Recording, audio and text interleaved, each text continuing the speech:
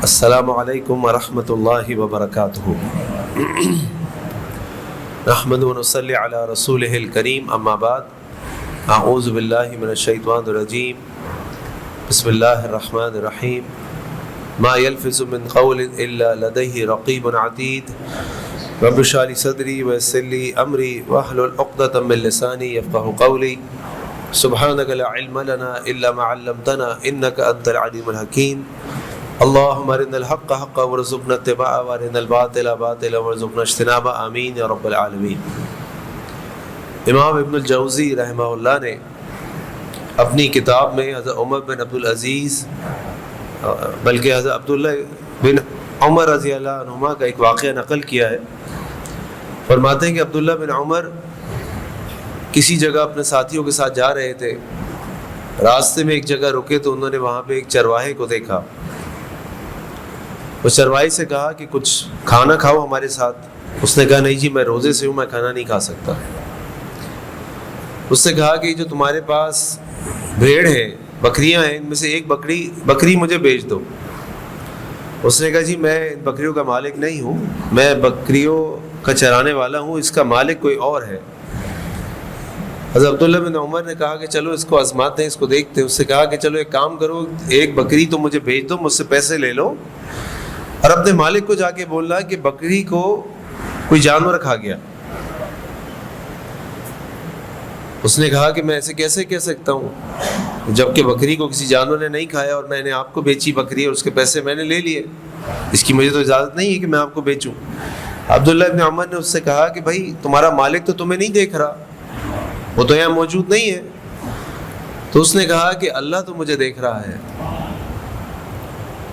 یہ جو تصور ہے اور یہ جو یقین ہے کہ اللہ تعالیٰ مجھے دیکھ رہا ہے، یہ ایک مسلمان کی زندگی کا اہم ترین ایک تصور ہے۔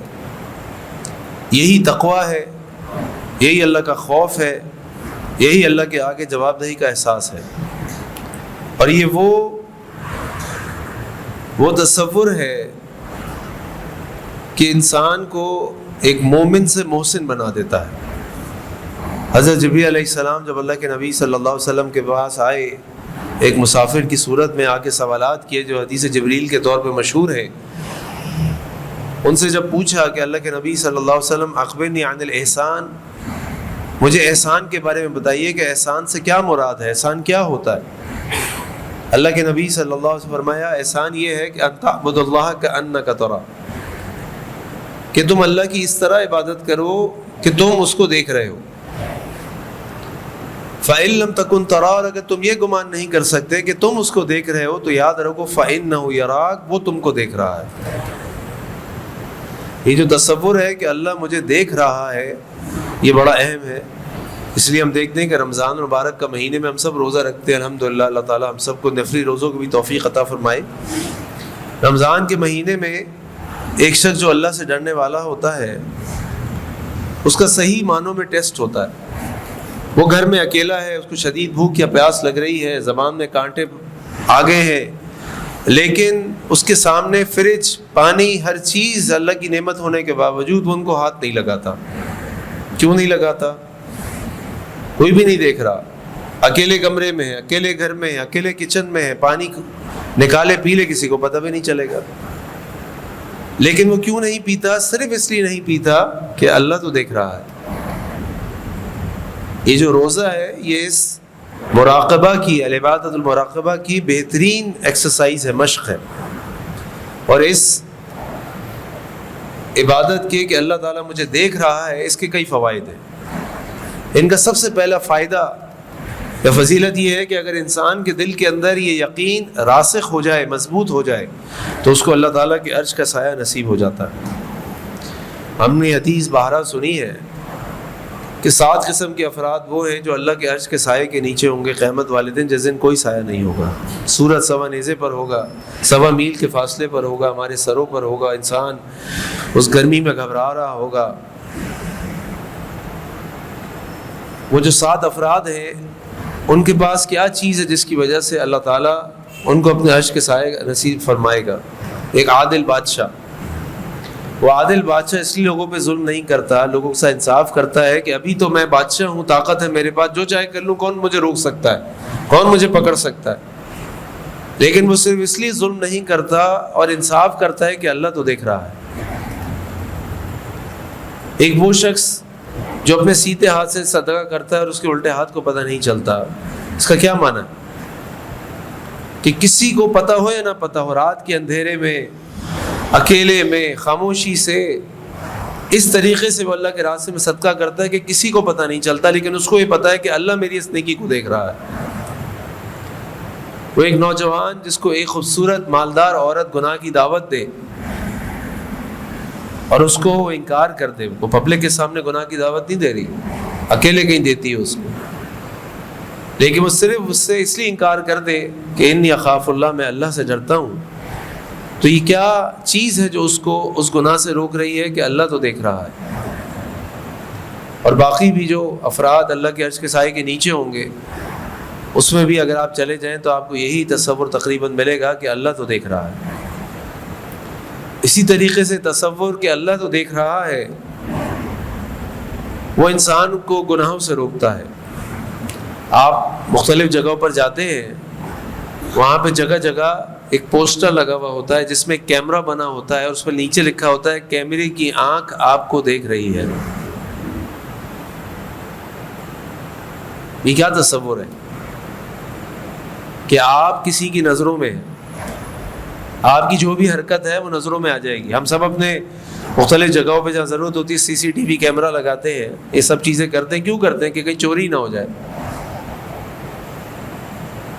تو یہ جو اللہ کا کیمرہ ہے نا، یہ تو ایک ایسا کیمرہ ہے کہ اس کی نہ بیٹری بند ہوتی ہے، نہ یہ خراب ہوتا ہے، نہ یہ پرانا ہوتا ہے، نہ کوئی کیبل کا فالٹ ہوتا ہے. 24 گھنٹے ہر لمحے ہماری ریکارڈنگ ہو رہی ہے. اب اگر ہمیں یہ یقین ہو جائے کہ اللہ ہمیں دیکھ رہا ہے تو انسان، والدین اپنے بچوں کے ساتھ اس طرح احسان سلوک کریں کہ اللہ دیکھ رہا ہے، بچے اپنے والدین کے ساتھ ایسے معاملات کریں کہ اللہ دیکھ رہا ہے، شوہر بیوی کے حقوق ایسے ادا کرے کہ اللہ دیکھ رہا ہے، اور بیوی شوہر کے حقوق ایسے ادا کرے کہ اللہ دیکھ رہا ہے. امام حسن بصری رحمہ اللہ سے ایک شخص آیا اور آ کے اس نے پوچھا، یا امام، اے امام، بما استعن غض البصری، میں کس طرح اپنے نظروں کو نیچے کروں؟ میری نگاہیں جب کسی نامحرم عورت کی طرف جاتی ہیں نیچے نہیں ہوتی، میں اس کو دیکھتا رہتا ہوں. امام حسن بصری رحمہ اللہ اس کا جواب دیا، بعلمک، اس بات کو جان لو، ان نظر اللہ الیک اسرع من نظرک للمرأة التي تنظر الیہا، اس بات کو جان لو کہ اللہ تعالیٰ کی نگاہ تمہاری نگاہ سے تیز ہے جس نگاہ سے تم اس عورت کو دیکھ رہے ہو. یہ تصور یقین تمہیں ہو جائے کہ اللہ تو دیکھ رہا ہے، پھر تم اپنی نگاہوں کو نیچے کر لو گے. جب انسان کے اندر یہ یقین مضبوط ہو جائے کہ اللہ تو دیکھ رہا ہے تو اس کی عبادات خوبصورت اور بہترین ہو جاتی ہے. ابھی ہم نماز پڑھتے ہیں تو نماز میں ہماری سپیڈ تک کوئی پہنچ نہیں سکتا. الحمدللہ رب العالمین مالک یوم الدین، سورہ فاتحہ ختم، رکوع میں جاتے سبحان اللہ سبحان اللہ سبحان اللہ ختم.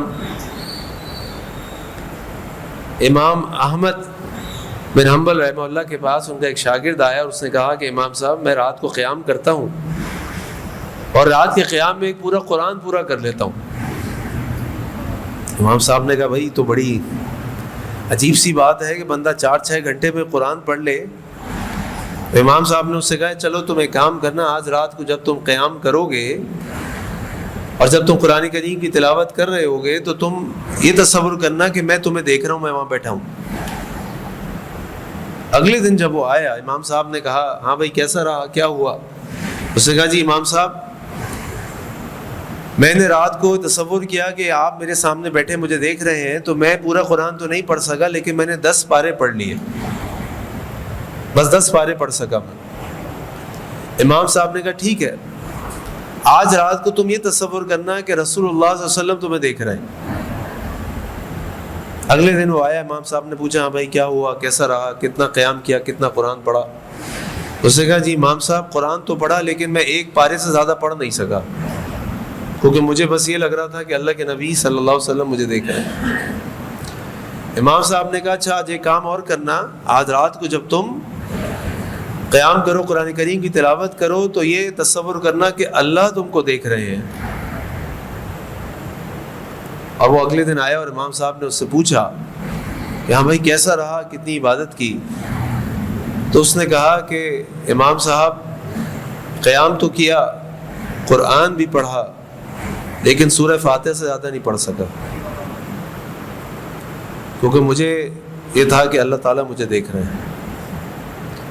تو جب انسان اس تصور کے ساتھ عبادت کرتا ہے کہ اللہ مجھے دیکھ رہا ہے، اس کی عبادت خوبصورت ہو جاتی ہے، اس میں خشوع بڑھ جاتا ہے، اس میں اس کی لذت پیدا ہو جاتی ہے۔ کیوں؟ کیونکہ اللہ تعالیٰ اس کو دیکھ رہے ہیں۔ اسی طرح یہ تصور کہ اللہ مجھے دیکھ رہے ہیں، یہ انسان کی مغفرت، اللہ تعالیٰ کی رحمت اور جنت کی ضمانت ہوتی ہے۔ اللہ تعالیٰ قرآن میں فرماتے ہیں ان الذین یخشون ربهم بالغیب، بے شک وہ لوگ جو اپنے رب سے غیب میں ڈرتے ہیں، لہم مغفرۃ و اجر کبیر، ان کے لیے مغفرت کی خوشخبری ہے اور ان کے لیے بہت بڑا اجر ہے۔ اب ہم سب جب اللہ سے ڈرتے ہیں تو اللہ کو تو ہم نہیں دیکھ رہے ہیں، نہ ہمیں نظر آ رہے ہیں اللہ تعالیٰ، لیکن ہمیں یقین ہے کہ اللہ ہمیں دیکھ رہے ہیں، اللہ ہماری چیز کو نوٹ کر رہے ہیں۔ ما یلفظ من قول الا لدیہ رقیب عتید، کوئی لفظ ہم اپنی زبان سے نہیں نکالتے مگر اللہ تعالیٰ کی طرف سے ایک نگران فرشتہ مقرر ہے جو ہر چیز کو نوٹ کر رہا ہوتا ہے۔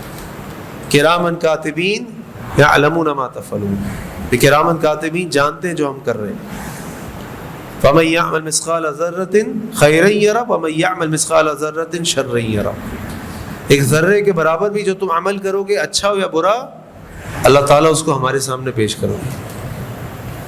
تو جو شخص اللہ سے ڈرتا ہے، اللہ تعالیٰ اس کو مغفرت کی خوشخبری دیتے ہیں اور اس کو اجر کبیر کی خوشخبری دیتے ہیں۔ اسی طرح جو شخص اس مراقبہ کے تصور کو اپنے ذہن میں رکھتا ہے، اللہ تعالیٰ اس کی دعاؤں کو قبول کرتے ہیں۔ وہ 3 افراد جو غار کے اندر گئے، ایک غار کے اندر بارش میں پناہ لی، اللہ کے نبی صلی اللہ علیہ وسلم نے اس حدیث کو بیان کیا اپنے صحابہ کے سامنے، امام بخاری، امام مسلم رحمہ اللہ نے اس کو نقل فرمایا اپنی صحیح کے اندر۔ جب وہ اندر چلے گئے تو ایک بہت بڑا پتھر آیا اور اس نے آ کے اس غار کے دہانے کو بند کر دیا۔ ہم تینوں افراد نے کیا کیا کہ انہوں نے طے کیا کہ آؤ ہم اپنی ایک ایسی نیکی اللہ کے سامنے پیش کریں جو ہم نے خالصتاً اللہ کے لیے کی، کہ اللہ تو دیکھ رہا ہے۔ تو تینوں نے اپنی نیکی پیش کی، ایک نے اپنے ماں باپ کے ساتھ سلوک کیا، ایک نے ایک عورت جس سے اس کو محبت تھی، جو اس کے قابو میں بھی آ گئی تھی، پھر بھی اس نے اللہ کے لیے اس کو چھوڑ دیا، اور تیسرا وہ شخص جس نے ایک مزدور کو اجرت دی اور جتنی اجرت بنتی تھی، جو اس کے اندر دگنی تکنی بھی ہو گئی تھی، وہ بھی سب دے دی۔ اللہ تعالیٰ نے ان کی دعا کو قبول کر لیا۔ کیا ہمارے پاس ایسے اعمال ہیں جو ہم نے صرف اللہ کے لیے کیے ہو؟ کیا ہمارے معاملات، ہماری عبادات، ہمارا روزمرہ کے معاملات، اوقات اس طریقے سے گزر رہے ہیں کہ ہمیں یقین ہو کہ اللہ تو ہمیں دیکھ رہا ہے؟ تو جب یہ تصور ہماری زندگیوں کے اندر راسخ ہو جائے گا، مضبوط ہو جائے گا، تو ہماری زندگیاں بالکل بدل جائیں گی۔ اس لیے آپ دیکھیں کہ اللہ تعالیٰ کا ایک نام بھی ہے الرقیب، نگران۔ اللہ نگران ہے، ہر چیز دیکھ رہا ہے، ہر چیز نوٹ کر رہا ہے۔ اور اللہ تعالیٰ قرآن کریم فرماتے ہیں یستخفون من الناس ولا یستخفون من اللہ، تم بندوں سے ڈرتے ہو، تم اللہ سے نہیں ڈرتے۔ تم لوگوں کے سامنے کوئی گناہ کرتے ہوئے ڈرتے ہو، کوئی دیکھ لے گا، اور جب تم اکیلے میں ہوتے وہ گناہ کر دیتے ہو اور تمہیں فکر نہیں ہوتی کہ اللہ تو دیکھ رہا ہے۔ تمہیں لوگوں سے خوف ہے، اللہ کا خوف نہیں ہے، کیا ہو گیا تم کو؟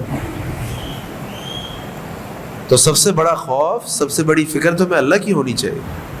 اب سوال یہ کہ احساس کیسے پیدا کریں؟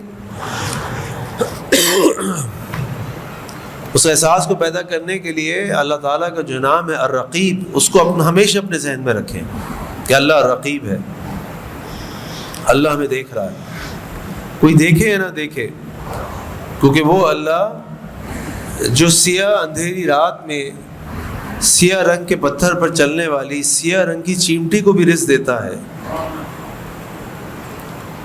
کیا وہ ہمیں نہیں دیکھ رہا ہوگا؟ جبکہ بار بار قرآن میں بات بیان کرتا ہے اِنَّهُ يَعْلَمُ السِّرَّ وَأَخْفَى، اللہ تعالیٰ ہر چھپی ہوئی چیز کو بھی جانتے ہیں، ہر ظاہر چیز کو بھی جانتے ہیں، ہر خفیہ چیز کو بھی جانتے ہیں، اللہ سے کوئی چیز چھپی بھی نہیں، ہر چیز اللہ کے سامنے۔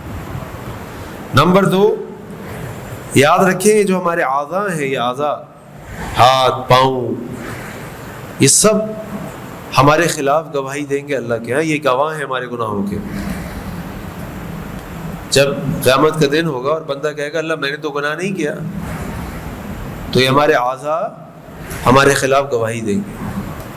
ہم اپنے اعضاء سے کہیں گے لما شہدتم علینا، یہ تمہیں کیا ہو گیا ہے؟ تم میرے ہاتھ ہو، تم میری ٹانگ ہو، تم میری آنکھ ہو، تم میرے پاؤں ہو، تم میرے خلاف گواہی دے رہے ہو، اور تم کیسے گواہی دے رہے ہو؟ تو وہ کہیں گے قالوا انطقنا اللہ الذی انطق کل شیء، وہ کہیں گے کہ ہمیں اس ذات نے بولنے کی صلاحیت دی جس نے ہر چیز کو بولنے کی صلاحیت دی۔ ہمارے اعضاء ہمارے خلاف گواہی دیں گے۔ کیا کریں گے اس وقت ہم؟ اگر اس تصور کو بھول جائیں کہ وہ تو ہمیں دیکھ رہا ہے، تو یاد رکھیں اللہ تو ہمیں دیکھ رہا ہے۔ اس تصور کو اپنے دلوں میں راسخ کر لیں، تو اس تصور کو اپنے دلوں میں راسخ نہیں کریں گے تو پھر ہم دنیا میں بھی ناکام ہو جائیں گے، آخرت میں بھی ہم خسارے میں ہوں گے۔ اللہ ہمیشہ یاد رکھیں کہ اللہ تعالیٰ قرآن میں فرماتے ہیں ان اللہ کان علیکم رقیبا، بے شک اللہ تعالیٰ تمہارے اوپر رقیب ہے، نگراں ہے، تمہیں دیکھ رہا ہے۔ تو اللہ تعالیٰ سے دعا ہے کہ اللہ تعالیٰ ہمیں ہمیشہ اس تصور کو مستحضر رکھنے کی توفیق عطا فرمائے، اپنے ذہنوں میں ہمیشہ حاضر رکھنے کی توفیق عطا فرمائے کہ جب بھی ہم کوئی کام کر رہے ہوں، ہم اکیلے میں ہوں، ہم اپنے گھروں کے اندر ہوں، اپنے بیوی بچوں کے ساتھ ہوں، اپنے معاملات میں ہوں، اپنے کاروبار میں ہوں، کہ اللہ تو ہمیں دیکھ رہا ہے۔ اللہ سے دعا ہے کہ اللہ تعالیٰ ہمیں ہر وقت اپنے اعمال کو بہتر سے بہتر بنانے کی توفیق عطا فرمائے۔ سبحانک اللہم بحمدک اشہد ان لا الہ الا انت استغفرک واتوب الیک۔ السلام علیکم ورحمۃ اللہ وبرکاتہ۔